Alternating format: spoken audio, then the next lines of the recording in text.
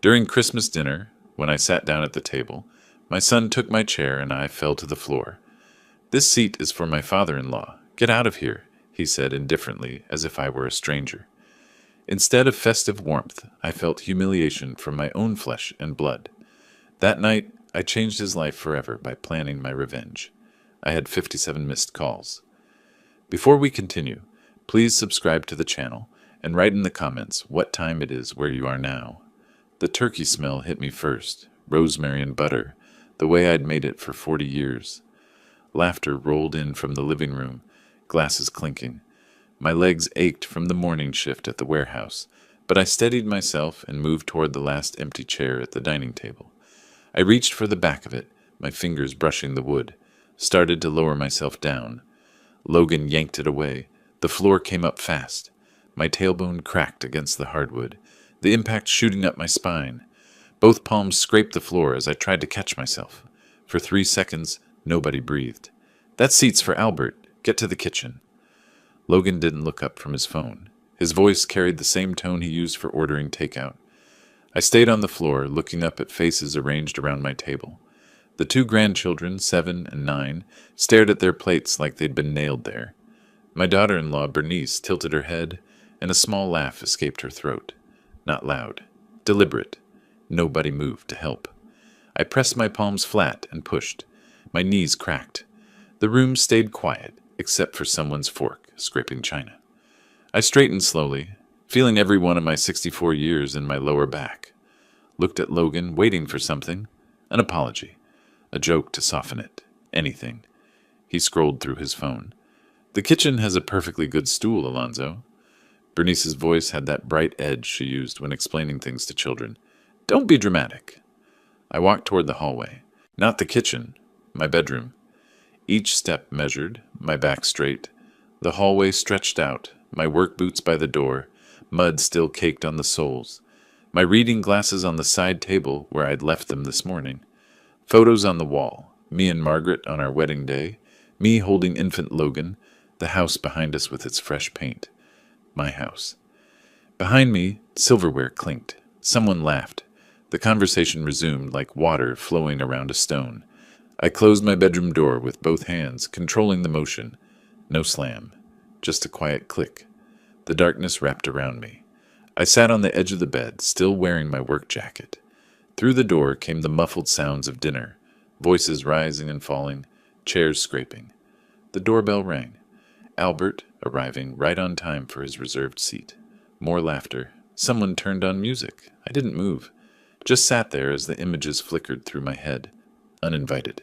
Moving into this house 40 years back, Margaret beside me, both of us 30 years younger and convinced we'd found forever.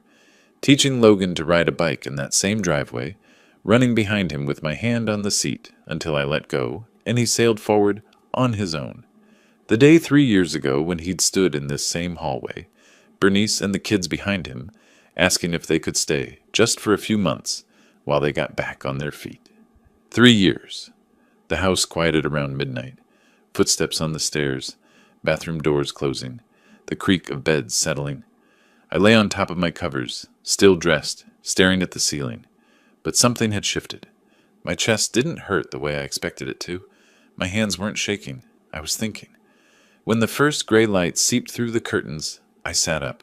The house held that pre-dawn silence. Everyone still asleep after their party.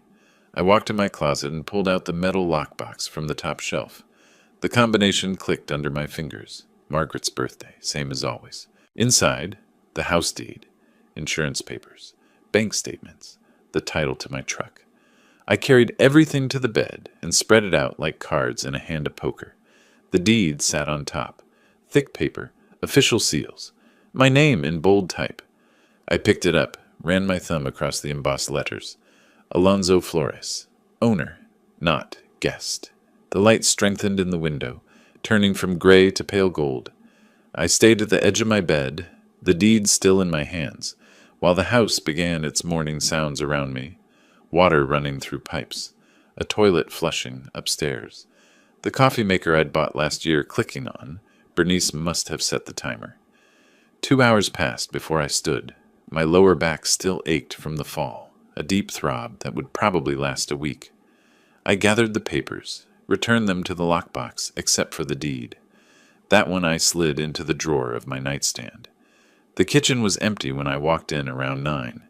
I poured coffee into my usual mug, the one that said, "World's Best Dad," a Father's Day gift from 10 years back, and sat on the stool Bernice had mentioned. The same stool I used to prop the back door open when I brought in groceries. My laptop sat on the counter where I'd left it yesterday morning. I opened it and typed into the search bar. Tenant rights, Arizona. Then eviction process, then property owner rights. I pulled a yellow legal pad from the drawer and started taking notes. The pen scratched across paper, filling lines with phrases like 30-day notice, and unlawful detainer, and no verbal lease protection. Footsteps on the stairs. Logan appeared in sweatpants and an undershirt, his hair sticking up on one side. He saw me at the laptop, stopped, opened his mouth, closed it, poured himself coffee, and left without a word. That silence told me more than any conversation could have. Over the next 2 days, I watched, really watched, like I was seeing my own house for the first time. Bernice rearranging the kitchen cabinets on the 26th, moving my coffee to a top shelf I needed a step stool to reach. Logan's mail piling up on the entry table, credit card offers, bills from furniture stores, a notice from a collections agency. The grandchildren asking Bernice if they could have crackers from the pantry. In my house, asking her. The 27th evening, Bernice found me reading in the living room. "Alonzo, we need the living room tonight. Friends coming over." I looked up from my book. "This is my living room." She laughed, the sound sharp. "Don't be difficult. Just stay in your room." I went to my room, but I added the date and time to a document on my laptop, along with her exact words. The 28th and 29th, I barely left my bedroom except for coffee and bathroom trips. My laptop screen glowed with legal websites, forum posts, PDF guides to Arizona property law. I learned about living trusts, about the difference between guests and tenants, about how ownership trumped occupation every single time. I made a list of what I needed: property deed, proof of ownership, evidence of no rental agreement, bank statements showing no rent payments received. I had everything except printed statements. I fixed that on the 29th, driving to the bank and requesting printed records for the last 3 years. The teller handed them over in a thick envelope. When I got home, I found Bernice at the small desk in the hallway, going through a stack of my mail. "Just organizing for you." She smiled up at me. "You're so scattered lately." I held out my hand. She blinked. "I'll handle my own papers." She handed them over slowly, her smile cooling. I took my mail and the envelope from the bank to my bedroom and closed the door. New Year's Eve arrived cold and clear. I heard Logan and Bernice getting ready around 7. Shower running, blow dryer, the sound of Bernice's heels on the hardwood. They came down the stairs dressed for a party. "You'll watch the kids, right?" Bernice checked her earring in the hall mirror. "They're already asleep." "No." She turned. "Excuse me." "Take them with you or stay home." Logan came down, buttoning his shirt cuffs. "Dad, what's your problem lately?" "No problem. I have plans." "Plans?" Logan's eyebrows went up. "What plans could you possibly have?" I looked at him steadily. "My plans? My house? My New Year's Eve."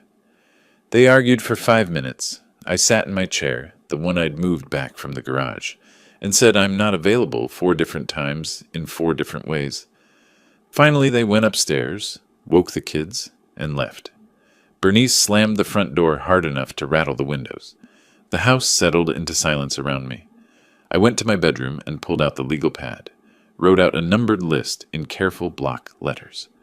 1. Find attorney specializing in property law. 2. Prepare eviction notice, 30-day requirement.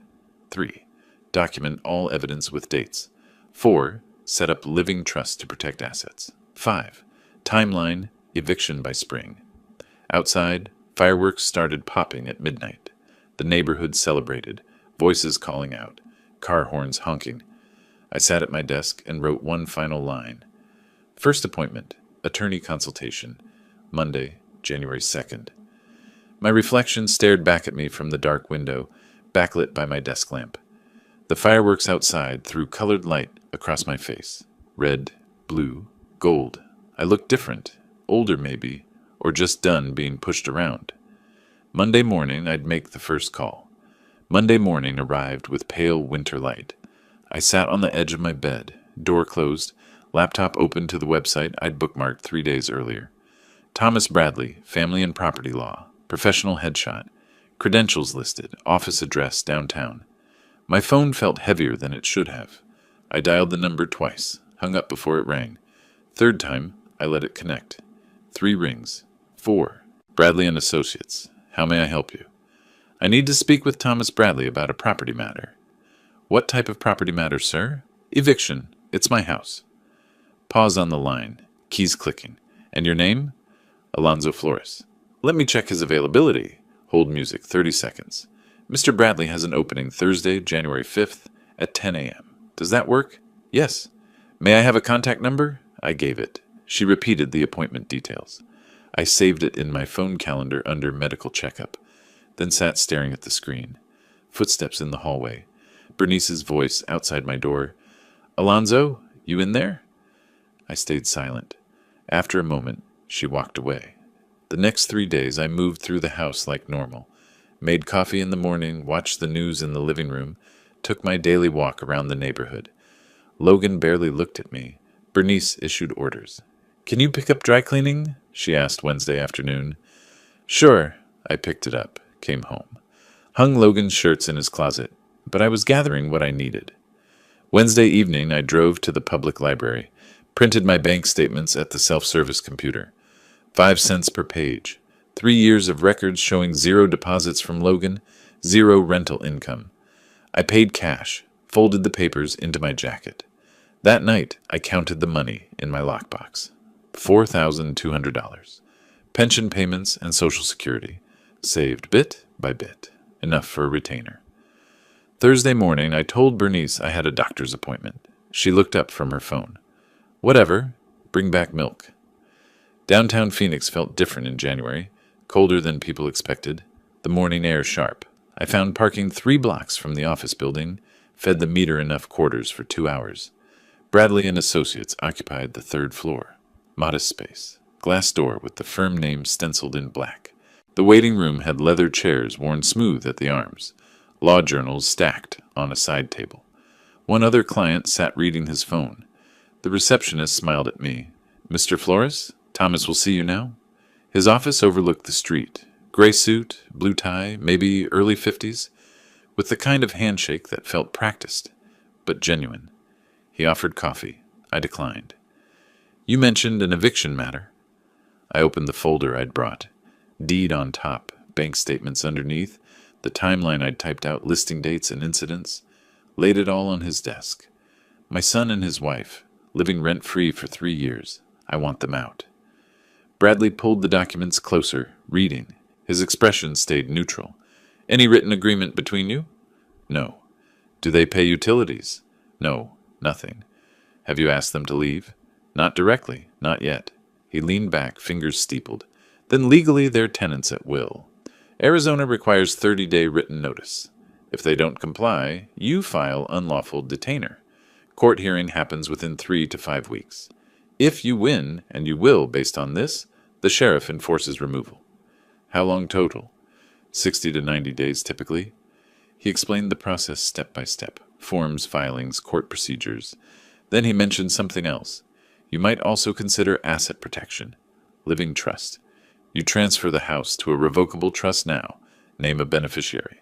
Could be a charity, a friend, anyone.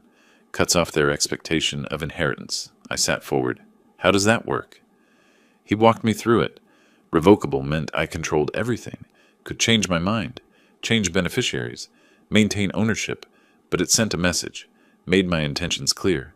I want that too. Eviction process runs $2,500. Trust setup is $1,000. $3,500 retainer total. I pulled out my checkbook, wrote the amount, signed my name, tore it along the perforation. He took it, filed it in a folder with my paperwork. I'll draft the notice today. You'll need to decide when you want it served. Soon, mid-January. We shook hands.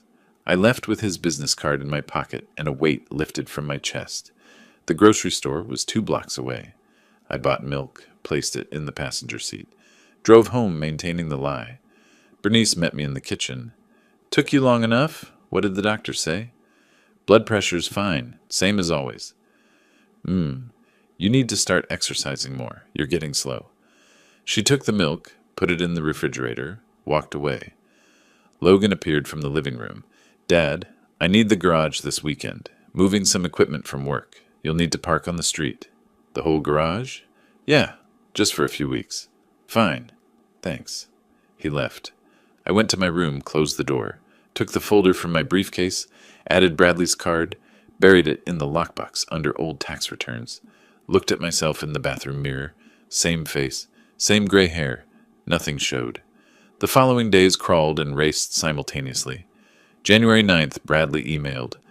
Notice prepared. Ready for your approval. I reviewed the PDF at the library. Formal language. 30-day deadline. Legal consequences spelled out in precise paragraphs. I replied from the library computer. Approved. Proceed with service. At home, nothing changed outwardly. Logan used my truck Saturday without asking.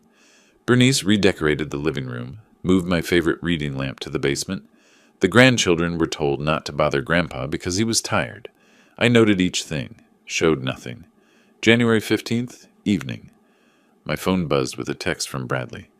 Sheriff's service scheduled, January 20th, 2 p.m. They'll serve Logan directly. Be prepared for reaction. I read it twice, deleted it, went to dinner. The family sat at the dining table, plates full, wine glasses catching the light. Bernice laughed at something Logan said. I ate my meal at the kitchen stool, fork scraping the plate.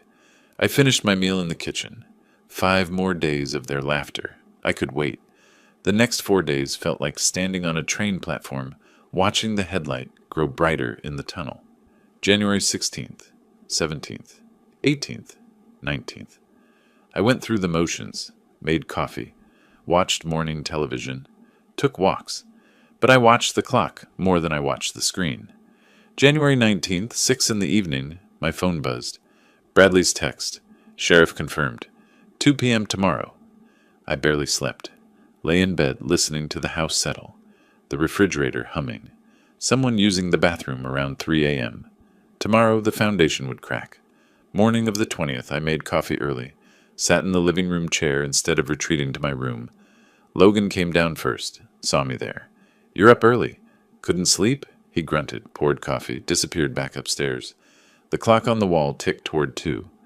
At precisely 2 p.m. the doorbell rang. Bernice answered. I heard her voice from where I sat.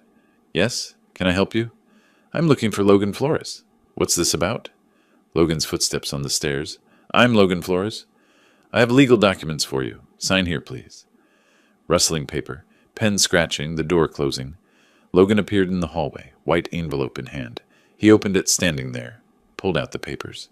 His face went through stages. Confusion first, then comprehension, then something darker. He read aloud, voice flat. Notice to quit premises.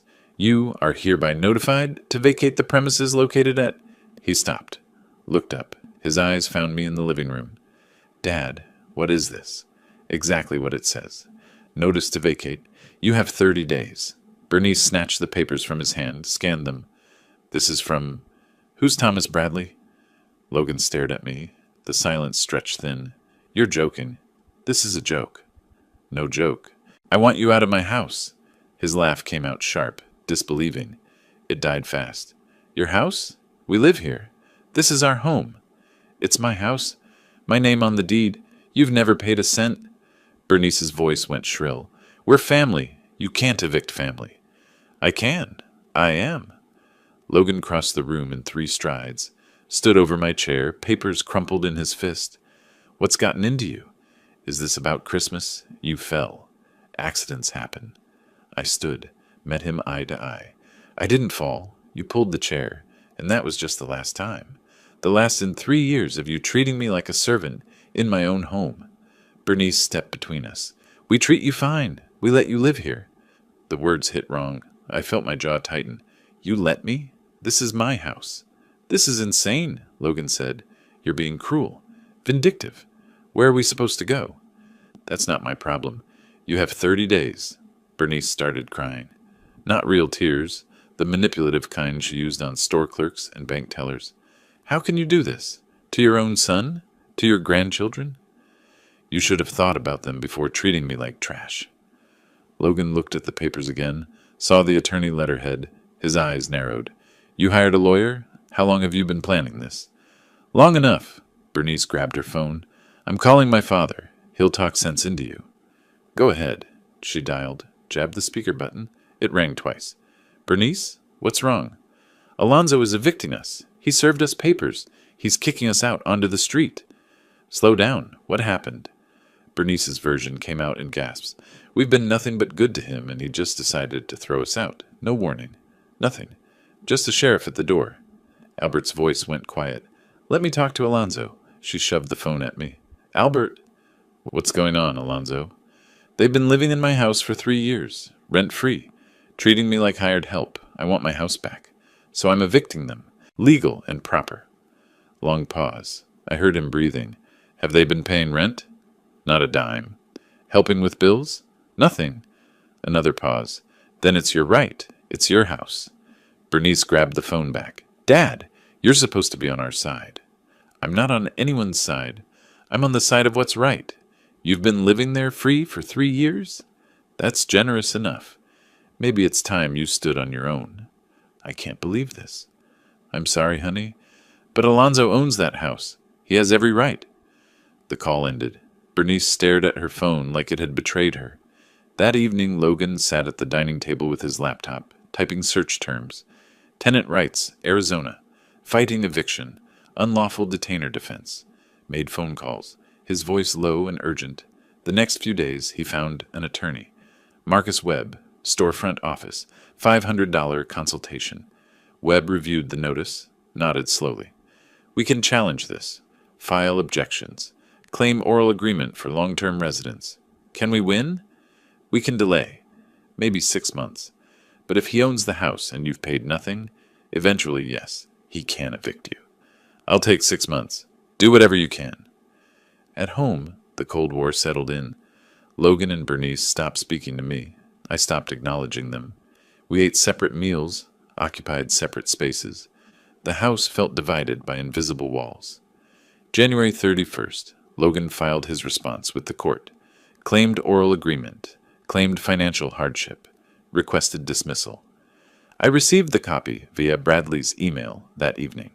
Sat in my room reading it on my phone while outside my door, Logan and Bernice argued. Where are we going to get money for rent? Bernice's voice carried through the wall. I don't know, but we're not leaving without a fight. Bradley's email continued below the attachment. Expected response. Baseless but standard stalling tactic. Court date will be set for mid-February. Stay calm. I closed my phone, listened to their scrambling through the wall. Their panic sounded like static. They were scrambling now. Good. Let them feel what uncertainty tastes like. The next morning, I sat at my desk reading Bradley's email. Subject line, their response, review immediately. I opened the attached PDF, Logan's court filing, 9 pages of legal language. I skimmed past the formalities to the claims section. Respondent Logan Flores asserts that petitioner Alonzo Flores verbally agreed to lifetime residence in exchange for care assistance. Respondent has concerns about petitioner's cognitive function and decision-making capacity. I set my phone down, stared at the wall. They were attacking my mind, claiming I was incompetent, confused, manipulated. This went beyond defending their right to stay. They were trying to paint me as someone who couldn't make his own decisions. I called Bradley. You saw the filing? He asked. The competency claim. What do I need? Documentation. Medical evaluation proving you're sound. Keep recording everything they do. If they're staging situations to make you look confused, we need proof. Arizona's one-party consent, right? Correct? You can record without their knowledge.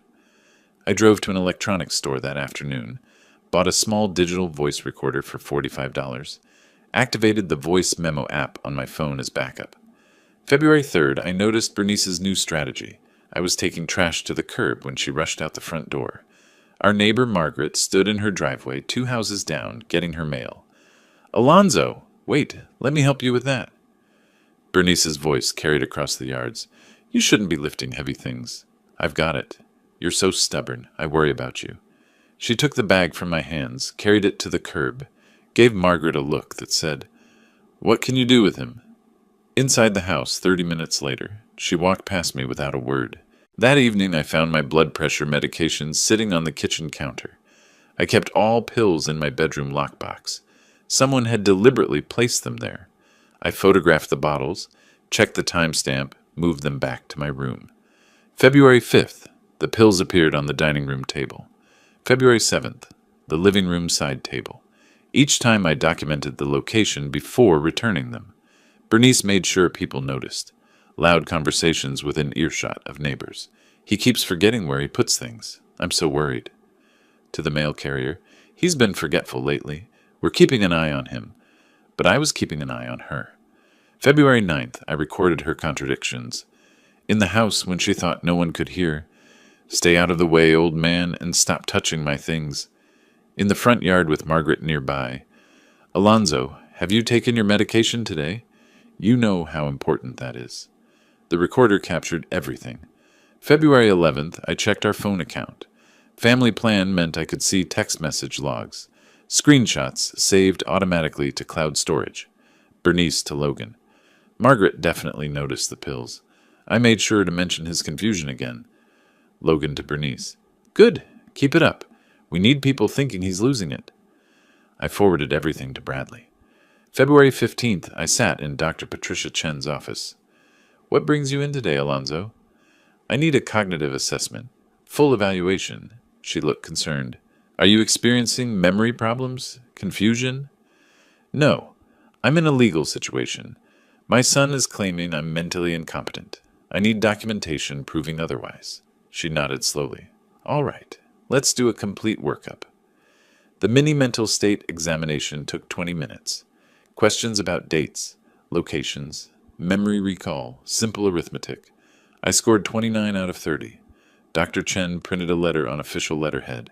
Patient Alonzo Flores shows no signs of cognitive impairment, dementia, or diminished mental capacity. Fully competent to make independent decisions regarding personal and financial matters. I filed it with Bradley that afternoon. At home, the atmosphere curdled into something toxic. Logan and Bernice stopped pretending civility even in passing. When they spoke to me, it was hostile or performative, depending on who might be watching. February 16th, argument over the television remote. We're watching something, Logan said. Find something else to do. This is my living room. Not for much longer. I left. The recorder in my pocket caught every word. February 18th, Bernice left my laundry in the washing machine for 2 days. Everything mildewed. Oh, I forgot they were there. So much on my mind. I rewashed them, added the incident to my dated log. February 19th, close to midnight, Logan's friends arrived. Music pounded through the walls. I asked them to turn it down. Neighbors were complaining, lights coming on in houses down the street. It's not your house anymore, Logan said. Get used to it. I called the non-emergency police line. The officer arrived within 15 minutes. Logan was forced to send people home. He stared at me from the doorway as the last car pulled away. You're going to regret this. I already have everything I regret from you. I recorded that too. February 20th, Bradley called with the court date. February 28th, 10 a.m., Judge Patricia Morrison. What do I bring? Nothing. I have everything we need. Your medical evaluation is excellent.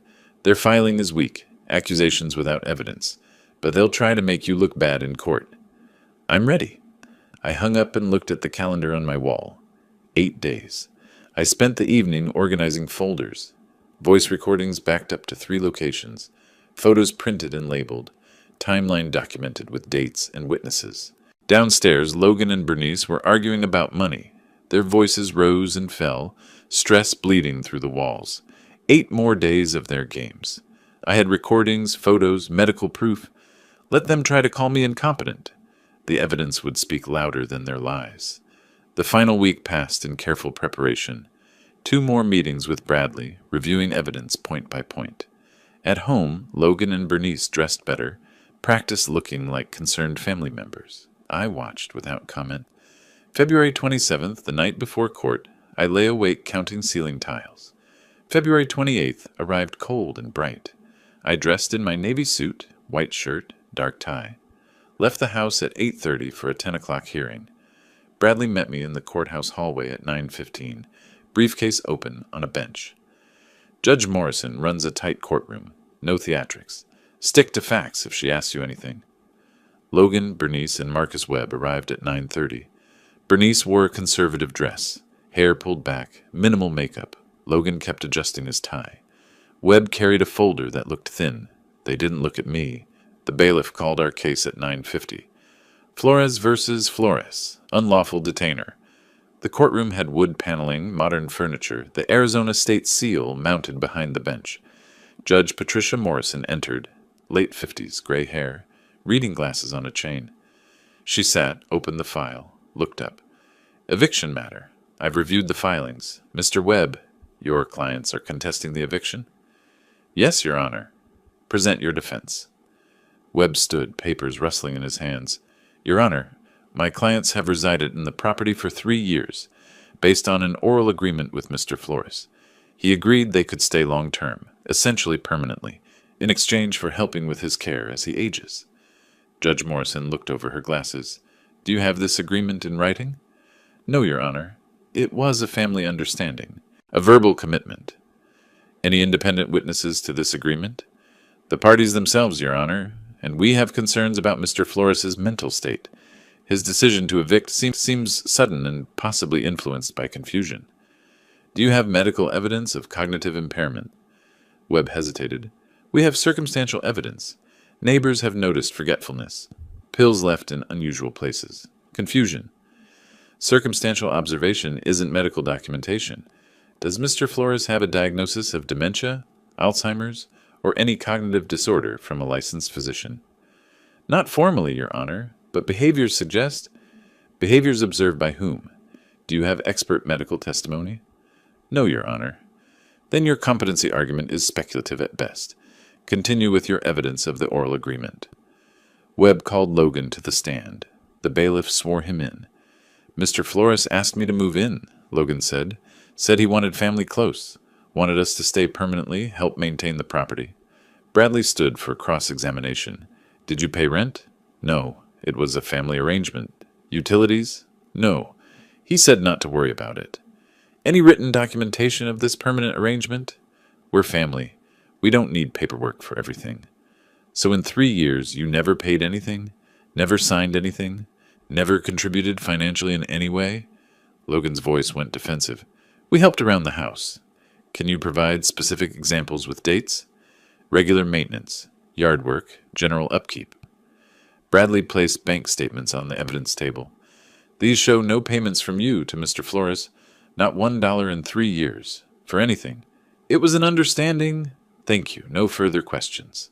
Judge Morrison looked at Bradley. Present your case. Bradley stood, organized. Your Honor, this is straightforward property law. Mr. Alonzo Flores owns the property outright. He presented the deed. Mortgage satisfied in 2010. Clear title. Mr. Logan Flores and family have lived there rent-free for 3 years. No lease, no rental agreement, no financial contribution of any kind. He presented the bank statements. Mr. Flores now wishes to reclaim his property. This is his legal right as owner. Regarding competency, the judge asked. Fully addressed. Bradley presented Dr. Chen's evaluation. Complete cognitive assessment performed February 15th. Mini mental state examination score. 29 out of 30, well within normal range. Written statement confirms 0 signs of dementia or cognitive impairment. Judge Morrison read the report carefully. This is recent and thorough. Additionally, Your Honor, I have evidence the respondents deliberately staged situations to create a false impression of incompetency. He presented the photos of pills in various locations with timestamps. Then the text message screenshots between Bernice and Logan. The judge read the text, eyebrows rising. These are authenticated? Phone records confirm origin and timestamps. I can call Mr. Flores to authenticate if necessary. That won't be needed. The messages are quite clear. Bradley called Margaret Hayes. She testified briefly. Bernice's behavior seemed performative. Alonzo always appeared sharp and capable. Judge Morrison removed her reading glasses, looked directly at Logan and Bernice. I've seen enough. Mr. Flores owns the property outright. There is no written agreement and no credible evidence of a verbal agreement beyond self-serving testimony. No rent has been paid. Legally, respondents are tenants at will. She paused. Furthermore, the attempt to question Mr. Flores's competency without medical evidence borders on defamation. The text messages demonstrate deliberate deception. She picked up her gavel. Judgment for petitioner. Respondents must vacate the premises by April 15, 2025. Failure to comply will result in sheriff enforcement. The gavel struck wood once. Silence filled the courtroom. I felt something release in my chest. Not celebration, just the end of holding my breath. Logan sat frozen. Bernice's face crumpled. Tears starting, but these weren't performance tears. Webb gathered his papers quickly, looking embarrassed. The judge exited through her chamber door. Bradley shook my hand. It's over. Congratulations. Thank you. We walked toward the elevator. Behind us, Bernice's voice cut through the hallway. You destroyed your own family? For what? To live alone in that house? You're a bitter old man. Bernice, stop, Logan said. Not here. He betrayed us. His own son. His grandchildren. I stopped. Turned around. Looked at them both steadily. I didn't betray anyone. You betrayed yourselves. I turned back. Continued walking. Bradley pressed the elevator button. Don't engage, he said quietly. You won. That's enough. The doors opened. We stepped inside. The elevator descended. 11 floors down. Behind me, I could still hear Bernice's voice echoing in the courthouse halls. But the distance grew with each floor. By the time I reached the ground, I couldn't hear her anymore. March 11th, I sat in my bedroom with Bradley's business card between my fingers. The court victory was step 1. Asset protection was step 2. I researched online that evening. Revocable living trust. Beneficiary designation. Protection from future claims and inheritance disputes. Bradley had mentioned it back in January. Transferring the house to a trust. Naming a beneficiary. Cutting off expectations. I knew exactly where the house should go. Veterans Support Fund of Arizona. Local charity that helped me 42 years ago when I came back from service. Time to return the favor. March 12th, I called the estate planner Bradley recommended. Patricia Morgan, notary public, trust specialist. Living trust? She said. I can help with that. Bring property deed, identification, beneficiary information. When works for you? March 15th, 2 o'clock. I told no one at home. March 15th, I informed Bernice I was going to the bank. She barely looked up from her phone. Patricia Morgan's office occupied a small suite in East Phoenix. She was late 40s, efficient, papers already organized when I arrived. Mr. Flores, let me explain. A living trust transfers property ownership to the trust while you're alive. You remain trustee, maintain full control. Upon your death, property goes to the named beneficiary. Avoids probate, prevents contest. And my son can't claim it as inheritance? Correct. The property belongs to the trust. Your son has no legal claim. That's what I want. She walked me through documents. Trust agreement, property transfer deed, beneficiary designation form. I wrote, Veterans Support Fund of Arizona, in careful block letters. Any particular reason for this charity? I'm a veteran. Army, 42 years ago. 2 tours. The fund helped me when I came back. Gave me a place to stay, helped me find work. I never forgot that. I signed each page. Morgan notarized with her official seal. The filing fee came to $1,200. I wrote the check without hesitating. I'll file with the county recorder this week. You'll receive copies in about 10 days. How private is this? Trust document itself is private, but the property transfer is public record. Anyone checking county records could find it. Good enough? I drove home with the documents in my briefcase. The house looked the same, but legally everything had changed. March 22nd, Logan got a phone call at work. I learned this later when he came home early, face pale, hands shaking. He found me in the living room reading the newspaper. You put the house in a trust. I looked up. Yes. When? When did you do this? Last week, March 15th. Why? Why would you do that? To protect my assets. To ensure the house goes where I want it to go. His voice rose. Where does it go? Veterans Support Fund. Silence filled the room like water rising. A charity? Disbelief cracked his voice. You're giving our house, my inheritance, to a charity. It's not your house. It never was. And it's not your inheritance anymore. You can't do this. This is revenge. This is vindictive. It's my property. I can do what I want with it. You taught me that when you treated it like yours. He stormed upstairs, slammed his door hard enough to rattle the frame. Bernice appeared minutes later, Logan had told her. A charity. Her voice was cold, controlled fury. You'd rather give everything to strangers than your own family. You made yourselves strangers when you pulled that chair. She turned and left without another word. March 24th, evening. Logan appeared at my bedroom door. First civil approach in months. Dad, can we talk? About what? About everything. Christmas, the eviction, the trust. He entered without invitation, sat on the edge of my bed.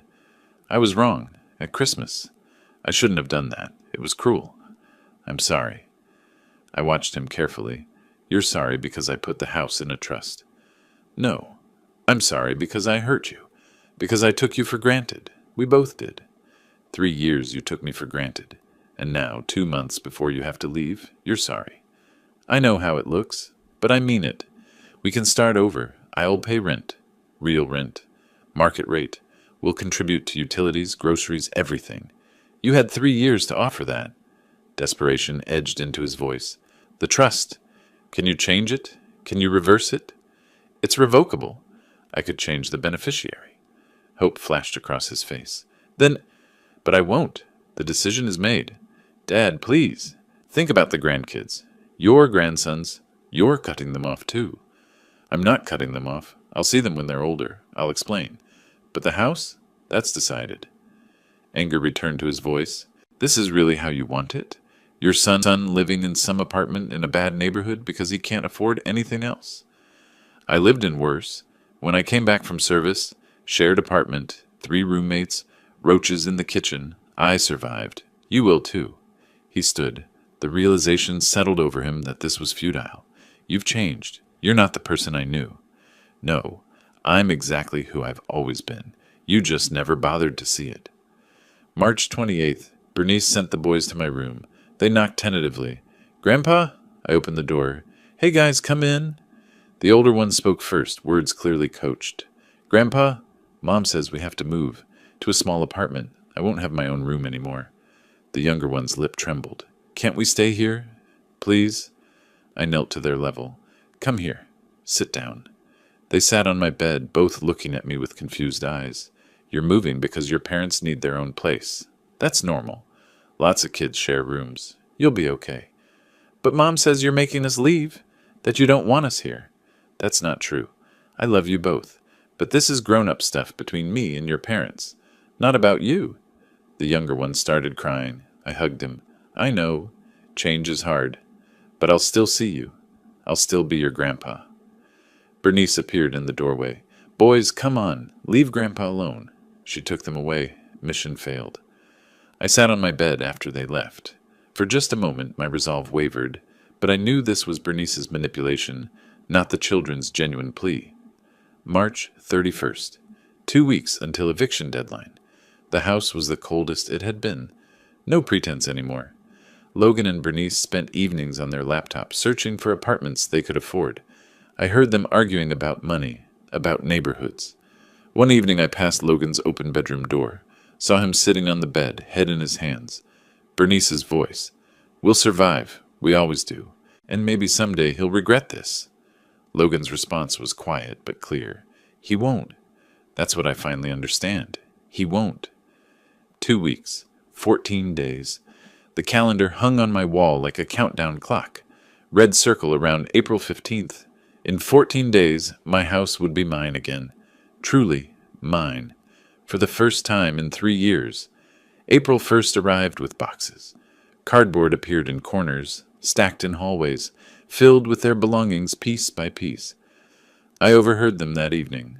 Logan at the kitchen table, laptop open to rental listings. This one's $1,400 a month. 2-bedroom, South Phoenix.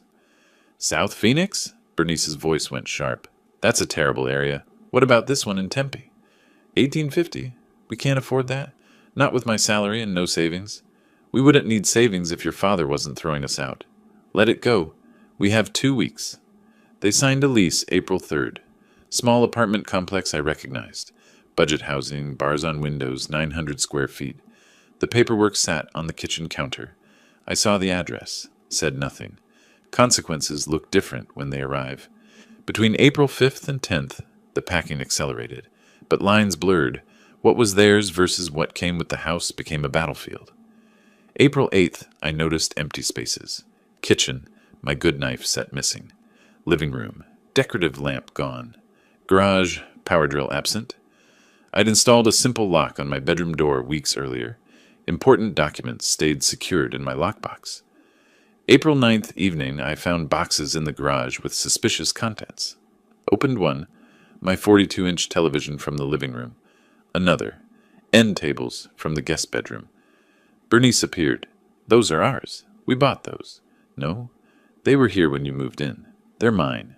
Prove it. I went to my bedroom, retrieved the folder with receipts, returned with documentation.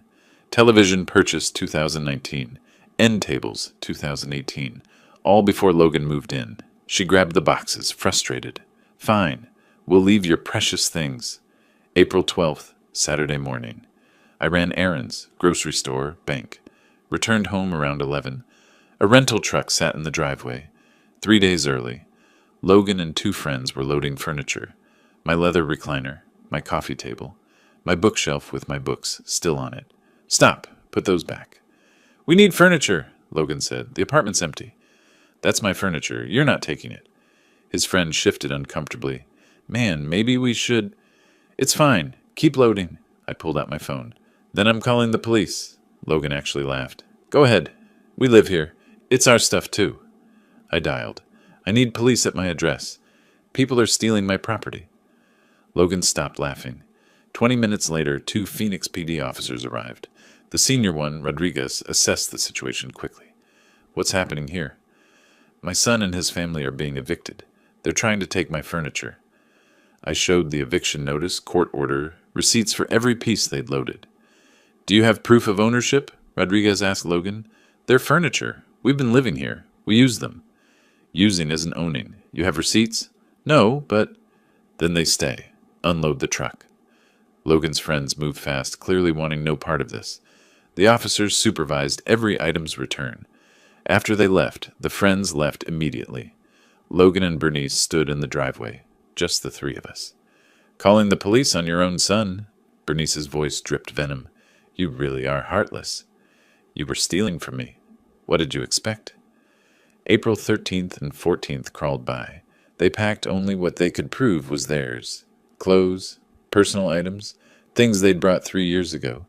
They realized how little they actually owned.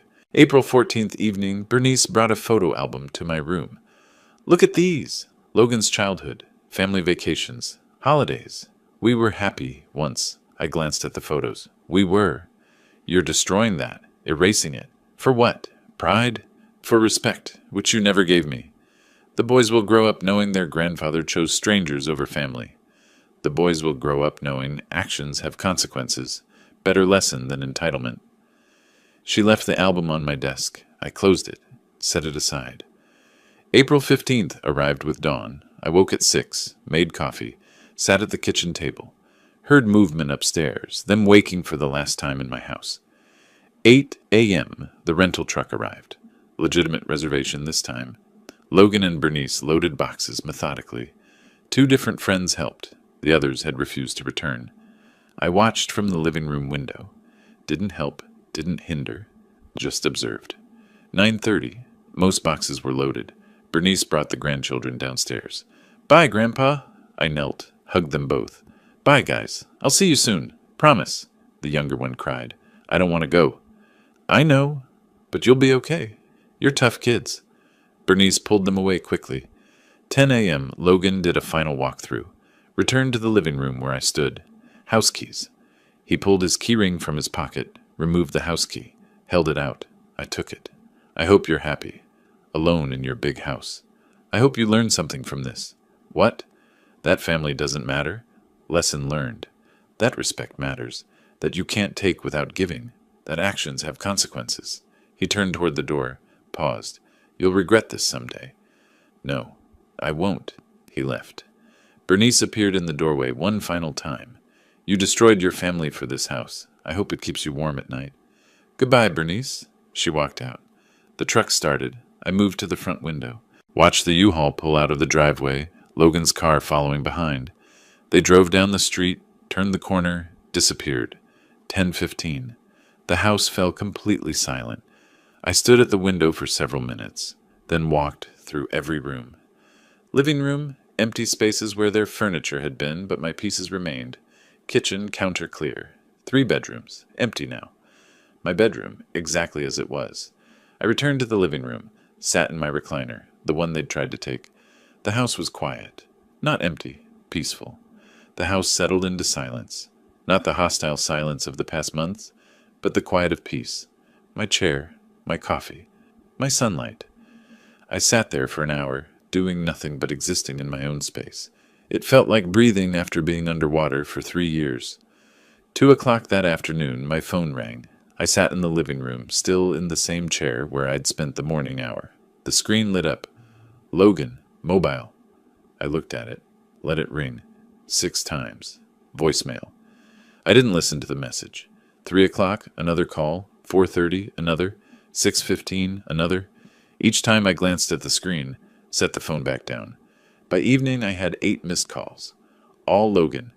April 16th, the calls continued. 4 in the morning, 3 in the afternoon, 5 in the evening, 17 through 22nd. The pattern held. My phone buzzed, lit up, went silent, over and over. I kept count without meaning to. 57 calls in 1 week. April 18th, text messages started arriving. Dad, please, we need to talk. I know you're angry, but this is extreme. At least let me explain. The kids are asking about you. Please just pick up. I read each one, deleted each one. April 23rd, I opened my phone settings, found Logan's number, blocked it, found Bernice's number, blocked that too. The phone went silent. Late April, a different number called. I answered. Alonzo, it's Albert Clark, Bernice's father. Do you have a minute? I sat up straighter. I have time. I'm not calling to argue. I'm calling to check on you, and to tell you something. Go on. I saw their new place. The apartment. It's rough. Small. The boys are adjusting, but it's hard on them. He paused. I'm not asking you to change anything. Truth is, I think you did the right thing. I've been thinking about it since that phone call during the eviction. They took advantage. For years. You're the first person from their side to say that. Because it's true. Bernice is my daughter, and I love her, but she's always looked for the easy way. And Logan, he let her turn him into someone I don't recognize. Why are you telling me this?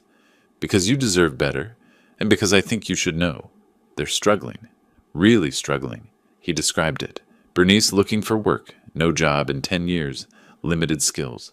Logan's salary barely covering rent and bills. Stress visible on both of them. Logan's been asking friends for loans. Nobody's helping. Word got around about what happened. People know he lived rent-free for 3 years and got evicted by his own father. Actions have consequences.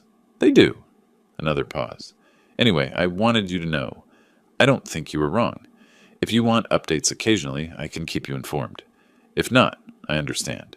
I appreciate the call, Albert. Updates would be fine. Thank you for being honest. May through July, Albert called every few weeks. Mid-May, Bernice found work. Retail clerk at a discount store, $13 an hour. First job since before marriage. Logan working extra hours. The boys transferred schools mid-year, struggling to adjust. Early June, Albert suggested coffee. We met at a diner. Bernice is exhausted. 2 jobs now, retail plus weekend cleaning service. She's not used to working. She had years of not working. My expense. I know. She's learning what real life costs. He stirred his coffee. Logan asked me for money. $2,000 loan. I refused. Told him he needs to figure this out himself. He also mentioned Logan tried contacting my neighbors, hoping they'd talk sense into me. Margaret Hayes and others told him to leave me alone. Late June, another call. Financial situation slightly stabilized, but tight. Bernice injured her foot at work, missed 2 weeks, lost wages. Logan sold his truck, bought a cheaper used car. The boys keep asking to visit you. Bernice refuses. Mid-July, we met for coffee again. Logan's different, quieter. I think reality finally hit him. What kind of different? Defeated, maybe. Or just grown up. He mentioned you the other day. Said he understood now why you did it. Understanding comes easier after consequences. True. Albert set down his cup. Listen, I know this is complicated, but the boys miss you. I could arrange visits, at my place, without Logan and Bernice present. I considered this. I'd like that. Let's set something up. Late July afternoon, Albert visited my house. First time he'd seen it since everything exploded. I gave him a tour. Living room restored to how I liked it. Kitchen organized, bedrooms empty but clean. It looks like you again. When they were here, it felt different. Cluttered, chaotic. It felt like someone else's house with me as a guest. We sat on the back patio. I made coffee. I owe you an apology. For what? Christmas. I showed up for dinner that night. I didn't know what happened. The chair, the fall, until later. But I should have noticed how they treated you. Should have said something earlier. You weren't responsible for their behavior. Still, I saw signs. The way Bernice ordered you around. Logan's entitlement. I thought it was just family dynamics. Didn't realize how bad it was. Most people don't see what they're not looking for. You did the right thing, evicting them, the trust, all of it. They needed to learn they can't just take from people, even family. Especially family. Thank you for saying that. It means more than you know. You're a good man, Alonzo. Better than they deserved. We drank coffee in comfortable silence. The boys. We should arrange that visit. Maybe this Saturday. They could come to my place for lunch. You could join us. I'd like that very much.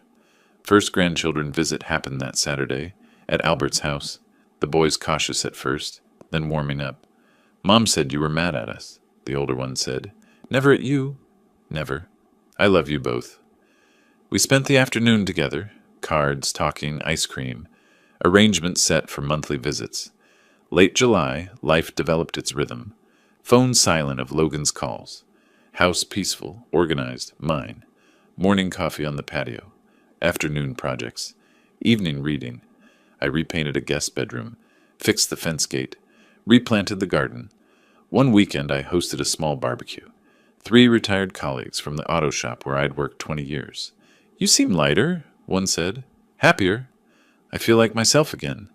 Margaret waved from her yard one evening. I waved back.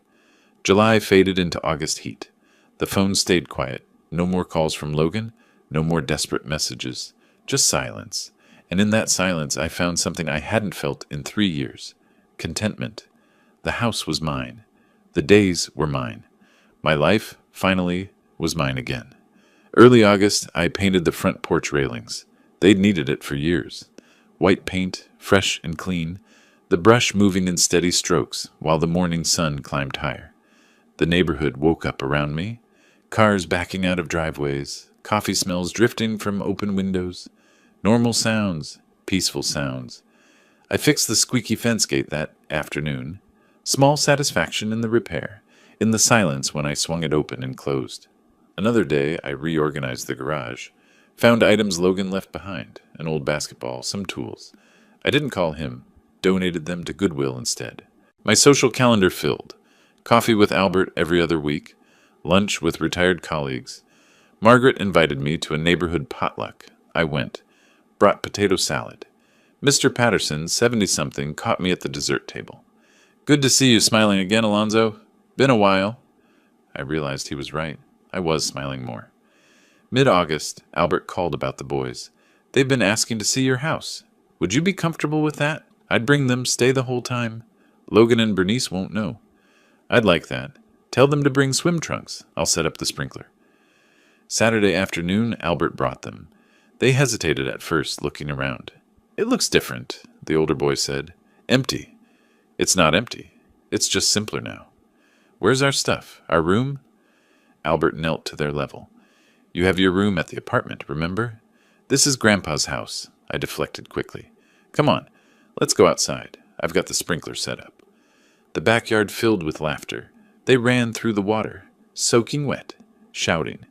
I watched from the patio, Albert beside me. Thank you for this. They needed to see you're okay, that you still love them. I do. Always will. This was never about them. They understand more than you think. Kids are perceptive. Later, I made them sandwiches and lemonade. We ate on the patio. Boys chattering about school, friends, the pool at their apartment complex. The older one suddenly stopped, mid-sentence. "Are you happy, Grandpa? Mom says you're lonely here." I met his eyes. "I'm not lonely. I'm peaceful. There's a difference." He thought about this, nodded like he understood something adults usually missed. When they left, both hugged me tight. The younger one whispered, "I miss you. I miss you too. But we'll keep seeing each other. Promise." Late August morning, I worked in the front yard, trimming bushes, edging the lawn. A car slowed in front of the house. I recognized it. The cheaper sedan Logan bought after selling his truck. The car stopped across the street. I continued working, didn't look directly at it. But I was aware, completely aware. 5 minutes passed. The car remained, engine off. I finished one bush, moved to the next. Maintained calm appearance. 10 minutes now. Finally, I glanced over. Logan sat in the driver's seat looking at the house. Our eyes met. His expression carried something I hadn't seen before. Uncertainty. Maybe regret. I held his gaze. Neutral. Didn't wave, didn't gesture, just looked. He looked away first. Down at his steering wheel. Sat there another 5 minutes. 15 minutes total. I returned to the yard work. Heard the engine start. Peripheral vision caught the car pulling away. I didn't watch it go. Kept trimming. But I listened to the sound fade down the street. When silence returned, I paused. Set down the clippers. Sat on the porch step. Logan had come, but couldn't get out of the car. Couldn't cross the street. Couldn't knock on the door. Just sat there, looking at what he'd lost. And I understood.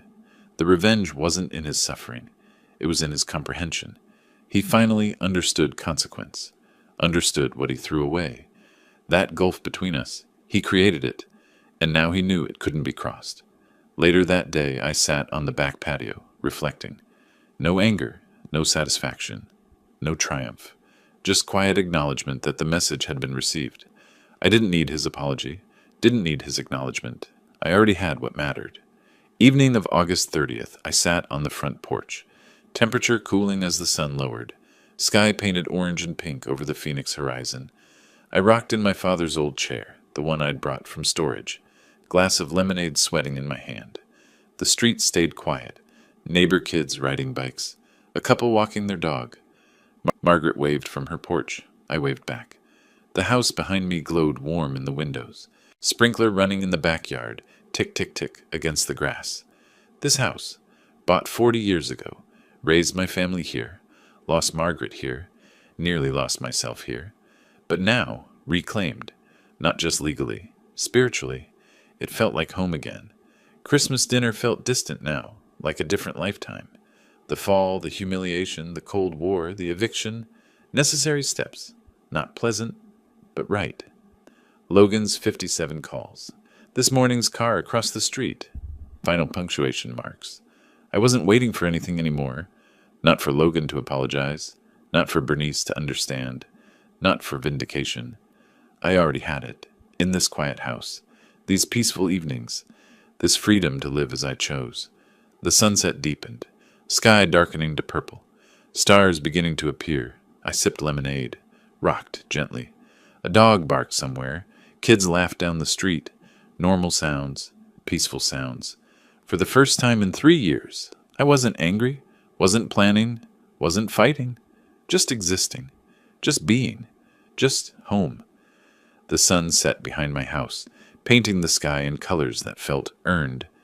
I rocked slowly in my father's old chair, lemonade cold in my hand, and felt something I hadn't felt in years. Truly at home. Not just in my house, but in my life. The quiet victory wasn't in their struggle, or in Logan unable to face me. It was in this. Me, my porch, my peace. I'd won the moment I decided I deserved better. If you like this story, please like this video, subscribe to the channel, and share your impressions of this story in the comments. To listen to the next story, click on the box on the left. Thank you for watching.